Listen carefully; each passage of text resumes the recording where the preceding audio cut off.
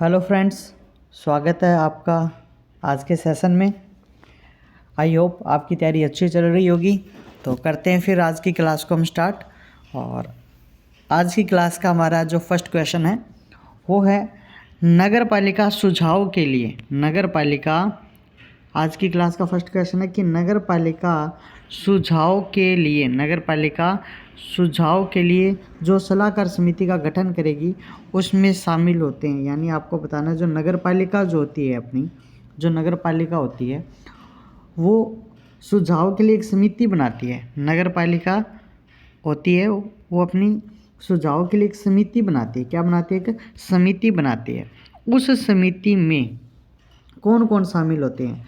तो आज आप याद रखना, जो समिति होती है ना, ये सलाहकार समिति, इस सलाहकार समिति में कौन कौन होता है तो मैं बताता हूँ। इस सलाहकार समिति में एक तो होता है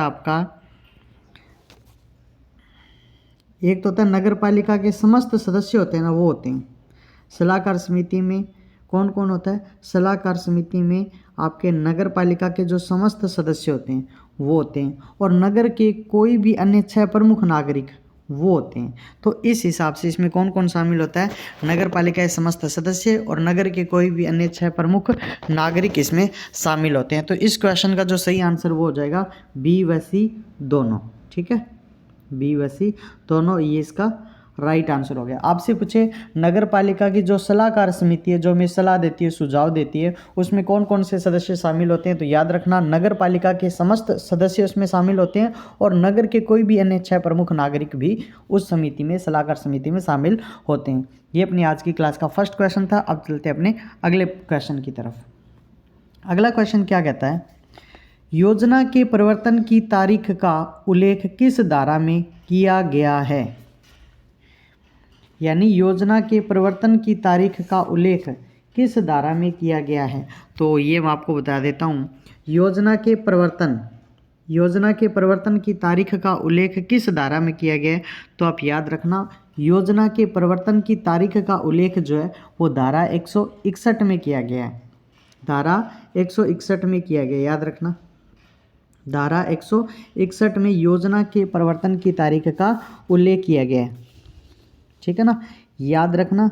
आपसे पूछे ना योजना के प्रवर्तन की तारीख है वो कब जारी किया जाता है, समय जो आपसे अगर पूछ ले कि योजना के प्रवर्तन की तारीख का उल्लेख तो धारा आपके 161 में किया गया है, उस योजना के प्रवर्तन की तारीख है वो समय है वो कितना होगा? तो याद रखना, राज्य सरकार होती है ना, वो योजना मंजूर किए जाने के तुरंत पश्चात लोक नोटिस द्वारा उल्लेख करती है कि योजना का अनुमोदन किया जाएगा। ठीक है ना। अगर आपसे समय पूछे ना कि कब किया जाता है, तो जो आपका जो योजना मंजूर हो जाने के तुरंत पश्चात, ठीक है ना, योजना मंजूर हो जाने, योजना आपकी जो योजना होती है वो योजना मंजूर हो जाने के तुरंत पश्चात क्या है, राज्य सरकार एक नोटिस जारी करके बता देती है योजना के प्रवर्तन आप। ठीक है, तो योजना के प्रवर्तन की तारीख का उल्लेख किस धारा में है? धारा 161 में है। ठीक है, आगे ये क्वेश्चन आपका समझ में, और क्लास अच्छी चल रही है ना? आपका रिस्पांस मुझे बता रहा है कि आपको ये क्लासें बहुत अच्छी लगती है। ठीक है, चलते हैं फिर अगले क्वेश्चन की तरफ। और अगला क्वेश्चन क्या कहता है? योजना प्रवर्तन में आने के पश्चात किसी भी समय नगर पालिका किसके पूर्व अनुमोदन से योजना में ऐसे कोई भी उपांतरण कर सकेगी? आपको ये बताना है। योजना प्रवर्तन में आने के पश्चात किसी भी समय नगर पालिका किसके पूर्व अनुमोदन से योजना में ऐसे कोई भी उपांतरण कर सकेगी? उपांतरण समझते हो? पहली बात तो मैं आपको बता देता हूँ, उपांतरण का मतलब क्या होता है। उपांतरण का मतलब होता है बदलाव। उपांतरण का मतलब होता है बदलाव। ठीक है, उपांतरण का मतलब क्या होता है? बदलाव होता है। तो योजना प्रवर्तन में आने के पश्चात किसी भी समय नगर पालिका किसके पूर्व अनुमोदन से योजना में ऐसे कोई भी बदलाव कर सकेगी? नगर पालिका किसके अनुमोदन से योजना में आपके बदलाव कर सकती है भाई?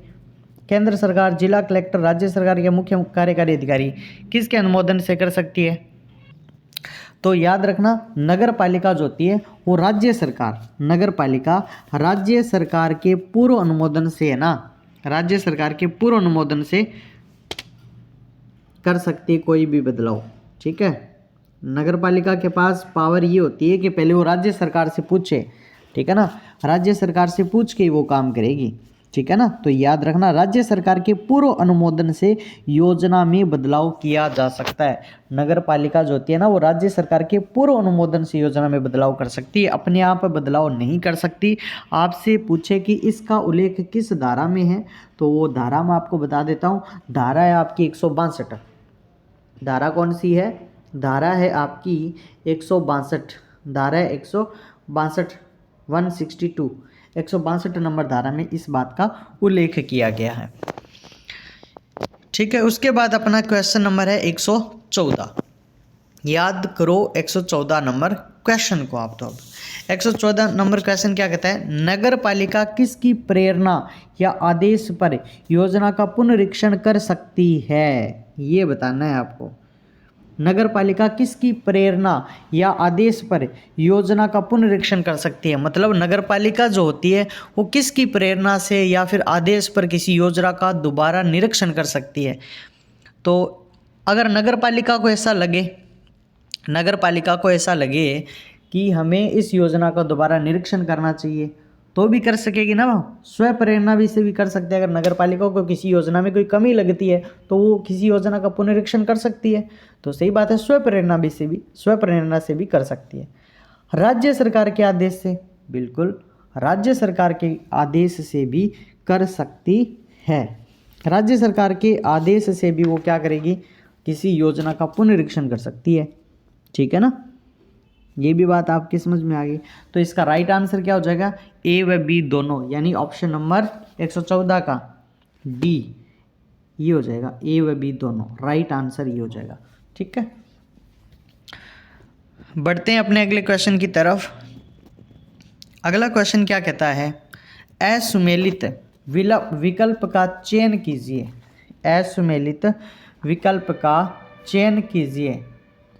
पहला क्या है? पहला कथन है योजना तैयार करने।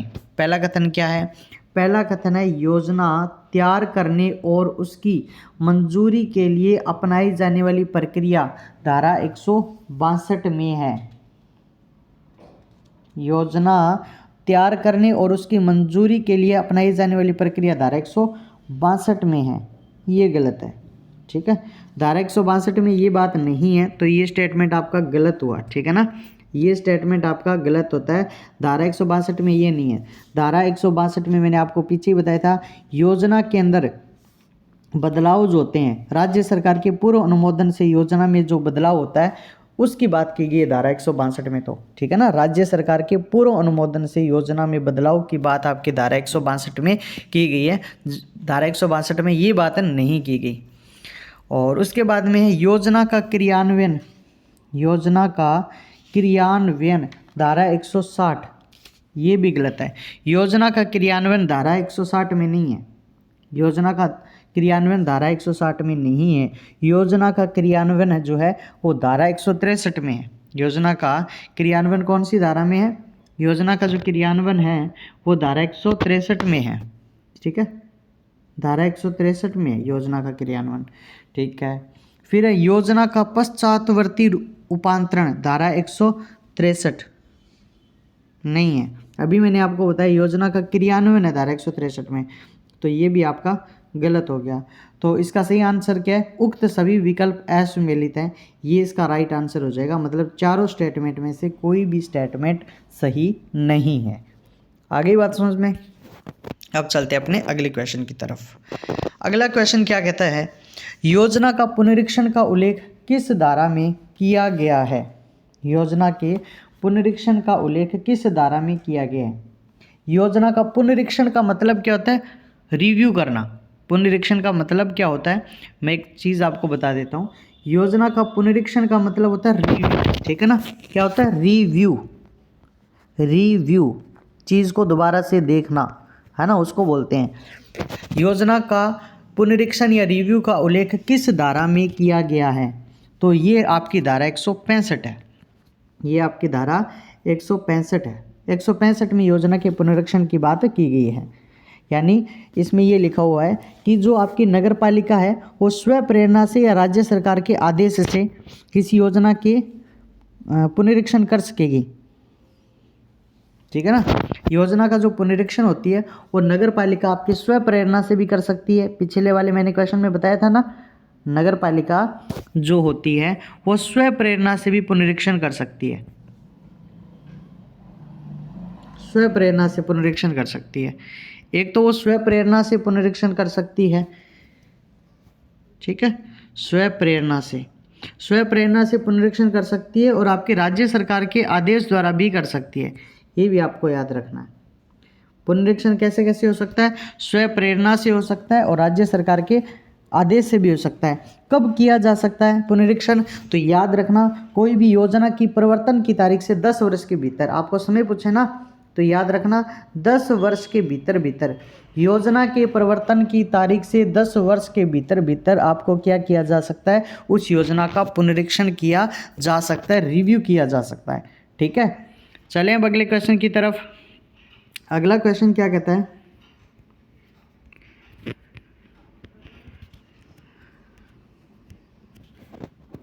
अगला क्वेश्चन हमारा है क्वेश्चन नंबर 117। ये क्या कहता है? क्वेश्चन नंबर 117 कहता है अप्राधिकृत विकास को रोकने की शक्ति का प्रावधान है। अप्राधिकृत विकास को रोकने की शक्ति का प्रावधान है। ये किस धारा में है? अप्राधिकृत विकास को रोकने की शक्ति। तो इसका याद रखना आंसर, जो आपके अप्राधिकृत विकास को रोकने की जो शक्ति होती है उसका उल्लेख कौन सी धारा में है? इसका उल्लेख है धारा 169 में। कौन सी धारा में? एक धारा 169 में इसका उल्लेख है। धारा 169 में लिखा हुआ है अप्राधिकृत विकास को रोकने की शक्ति। ठीक है ना, ये आपको याद रखना पड़ेगा भाई। ठीक है, तो अप्राधिकृत विकास को रोकने की शक्ति का प्रावधान धारा 169 में है। ठीक है, यानी धारा 169 में ये लिखा हुआ है। फिर आपके चलते हैं अपने अगले क्वेश्चन की तरफ। अगला क्वेश्चन क्या कहता है? 118 नंबर क्वेश्चन। अनुज्ञा की समयावधि के बाद भी किसी योजना के उपबंधों के उल्लंघन में किसी भूमि या आवास का उपयोग जारी रखता है तो दोष सिद्धि पर जुर्माना। यानी इस क्वेश्चन को ध्यान से पढ़ो, इंपॉर्टेंट है।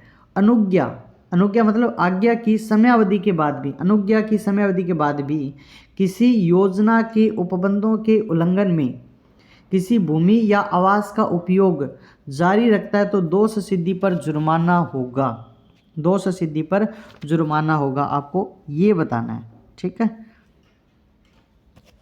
कितना जुर्माना हो सकता है ये आपको बताना है। तो अनुज्ञा की समयावधि के बाद भी किसी योजना के जारी रहता है तो याद रखना इसका सही आंसर है ना 2000 रुपये तक जुर्माना लगता है। ठीक है ना, कितना लगता है आपके इसमें जुर्माना जो लगता है वो कितना लगता है आपको बताना। जुर्माना लगता है आपका 2000 रुपये।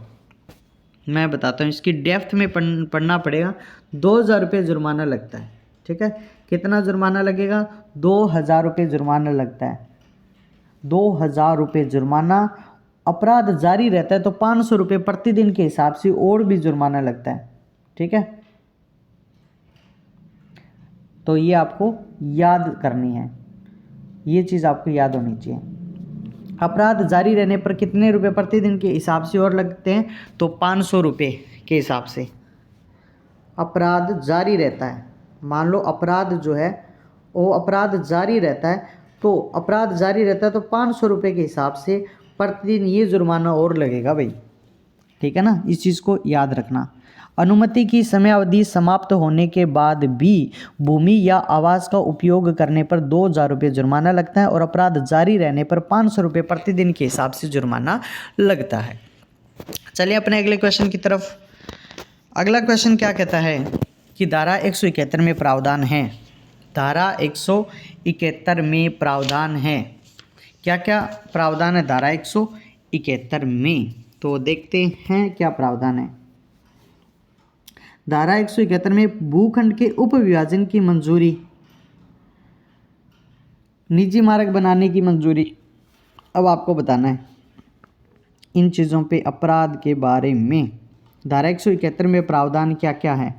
तो ये बिल्कुल सही बात है, धारा 171 में लिखी हुई ये बातें। भूखंड के उपविभाजन की मंजूरी की बात धारा 171 में की गई है। निजी मार्ग बनाने की मंजूरी की बात धारा 171 में की गई है, ठीक है ना। यानी इस चीज़ में आपको ये याद हो रखना, धारा 171 में ये भी बोला हुआ है कि नगर पालिका कोई नोटिस जारी करती है कि उस भूमि पर ये विकास कार्य नहीं करना, ठीक है।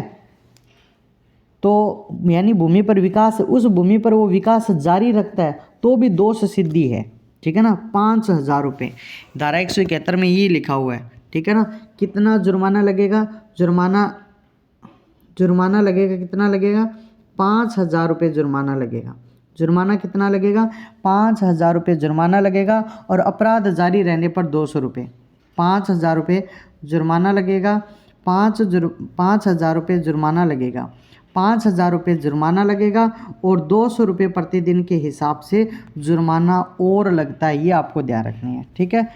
जुर्माना 5,000 रुपये और अपराध जारी रहने पर 200 रुपये प्रतिदिन के हिसाब से जुर्माना और लगता है। इसके बाद अपना अगला क्वेश्चन है। क्लास अच्छी तो लग रही है ना आपको? क्वेश्चनों की तैयारी अच्छे से हो रही है? PDF आपको टेलीग्राम ग्रुप में मिल ही जाएगी। हम तो बीच में बात ही नहीं करते, फ्लो रहता है हमारा पढ़ने का। 3 प्रश्न हो रहे हैं, इनको और फिनिश कर देते हैं, फिर देखते हैं आज आपकी पॉलिटी की क्लास रिकॉर्ड करने की। अगर टाइम रहा तो पॉलिटी की क्लास ज़रूर रिकॉर्ड करेंगे, ठीक है। मैं सोच रहा था क्लास बड़ी रिकॉर्ड न करने की बजाय छोटी छोटी रिकॉर्ड करें, ताकि आपके देखने में भी आसानी हो, पढ़ने में भी आसानी हो, आप बोर ना हो, क्योंकि बड़ी क्लास देखने में आप बोर हो जाओगी। तो अगला क्वेश्चन क्या कहता है कि परियोजना व स्कीम निम्न मामलों में उपबंध कर सकेगी। परियोजना व स्कीम निम्न मामलों में उपबंध कर सकेगी, ये आपको बताना है। सड़क मार्गों में, बिल्कुल सड़क मार्गों में कोई सड़क बनती है, कोई मार्ग बनता है, वहाँ पे तो ये चीज़ होती है ना। कोई परियोजना और स्कीम निम्न मामलों में उपबंध कर सकते हैं। मान लो कोई योजना लेके आए हैं, कोई स्कीम लेके आए हैं, तो किसकी स्कीम लेके आएंगे? मान लो हमें नगर पालिका के भीतर कोई सड़क बनानी है, कोई मार्ग बनाना है, तो योजना स्कीम लेके आनी पड़ेगी ना, ठीक है, सही आंसर है। कोई नगर पालिका क्षेत्र के अंदर डेयरी बनानी है तो स्कीम लेके आनी पड़ेगी। कोई संचार सुविधा है तो स्कीम लेके आनी पड़ेगी। यानी इसका राइट आंसर है वो आपका उक्त सभी, ठीक है, ऑल ऑफ दी अबो।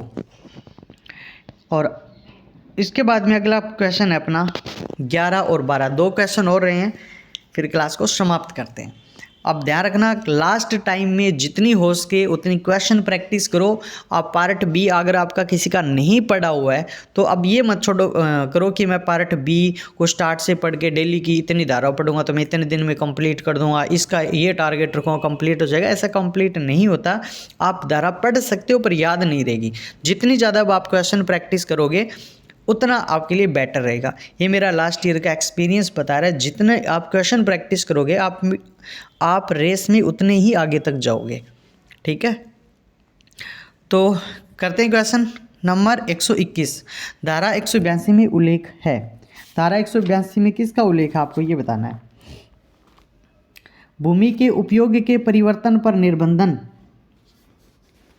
अब ये आपको बताना है किसके बारे में उपबंध है। तो सुनो, भूमि के उपयोग के परिवर्तन पर निर्बंधन, बिल्कुल धारा 182 में लिखा हुआ है ना। भूमि के उपयोग के परिवर्तन पर निर्बंधन की बात ये धारा 182 में लिखी हुई है, ठीक है। यानी इसका मतलब ये होता है भूमि के उपयोग के परिवर्तन पर निर्बंधन। ये इसका मतलब ये होता है कि भूमि का जो उपयोग होता है वो लोग प्रयोजन के लिए कर सकते हैं, जैसे शिक्षा के लिए, चिकित्सा के लिए हो, और आवंटन रियायती दर पर प्राधिकारी की सहमति के पश्चात भी किया जाएगा। ये चीज़ें होती है, ठीक है ना। फिर लिखा है भूमि के उपयोग का परिवर्तन अनुज्ञात करने की राज्य सरकार की शक्ति। भूमि के उपयोग का परिवर्तन राज्य सरकार की शक्ति होती है, बिल्कुल ये भी बात सही है। राज्य सरकार से अनुमति आपको लेनी पड़ेगी। तो इसका सही आंसर क्या हो जाएगा? ए व बी दोनों, ठीक है ना। इसका सही आंसर हो जाएगा आपका ए व बी दोनों। और अपनी आज की क्लास का अंतिम प्रश्न क्या है कि धारा 182 के तहत वसूल किए गए सहपरिवर्तन प्रभार जमा किए जाएंगे। बताओ, धारा 182 के तहत वसूल किए गए सहपरिवर्तन प्रभार जमा किए जाएंगे। इसका मतलब होता है कि धारा 182 के तहत जो वसूल किए गए आपके प्रभार हैं, प्रभार का मतलब आपके जो टैक्स वगैरह हैं, कोई फीस है, प्रभार वही होते हैं, शुल्क है, उनकी बात की गई है। तो ये प्रभार कहाँ जमा किए जाते हैं? राज्य सरकार की निधि में। टैक्स ले रही है आपके ये नगर पालिका, टैक्स ले रही है नगर पालिका, तो ये राज्य सरकार की निधि में थोड़ी जमा करेंगे, ये तो गलत बात है भाई। पैसा है हम इकट्ठा कर रहे हैं, दे राज्य सरकार की निधि में, नहीं, गलत है। राज्य सरकार की संचित निधि में, ये भी गलत है, ठीक है। राज्य सरकार की संचित निधि में भी जमा नहीं कर सकते, नगर पालिका की निधि में बिल्कुल सही बात है। जो पैसा होगा वो कहाँ जाएगा? नगर पालिका की निधि में जाएगा। पैसा कहाँ जाएगा? नगर पालिका की निधि में। अगर आपने कोई भी प्रभार है वो सारा का सारा वसूल किया है, वो नगर पालिका की निधि में जाएगा। और ये था अपनी आज की क्लास का अंतिम प्रश्न।